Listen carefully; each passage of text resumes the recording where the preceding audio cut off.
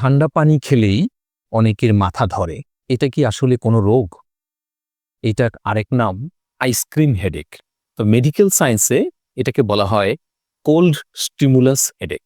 এক্ষেত্রে দেখা যায় যে কেউ যদি মুখের ভিতরে অনেক ঠান্ডা পানি নেয়, তখন তার যে মুখগহ্বরের ছাদটি আছে, যেকে আমরা বলি প্যালেট, ওখানে এই ঠান্ডা লাগার সাথে সাথেই ওখানে নার্ভ স্টিমুলেশন হয়।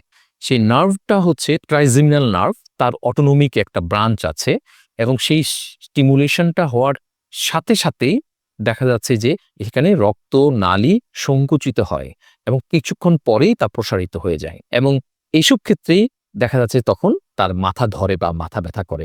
অনেক ক্ষেত্রে কানের পিছনে বা কানের নিচের দিকে ব্যথা করে, এবং এগুলা হচ্ছে যাদের এই নার্ভটা অনেক বেশি সেনসিটিভ, এবং অনেকেই আছে যারা মাইগ্রেনে ভুগেন, তাদের ক্ষেত্রে কিন্তু এটি বেশি হয়, এবং এটি কিন্তু একটি স্বাভাবিক ঘটনা।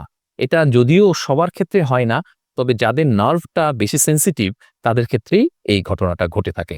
সেক্ষেত্রে সেই সেনসিটিভিটি কমানোর জন্য কিছু ভিটামিনস সাপ্লিমেন্ট অনেক সময় ইউজ করা হয়। Vitamin B1, B6, B12, folic acid, সাথে কিছু খনিজ লবণ লাইক জিঙ্ক, এগুলো যদি সাপ্লিমেন্ট দেওয়া হয় অনেক সময় নার্ভের সেনসিটিভিটা কমে যায়। তাহলে নার্ভের সেনসিটিভিটি কমে, তখন আমাদের এই রোগ থেকে আমরা মুক্ত হতে পারি। ধন্যবাদ সবাইকে।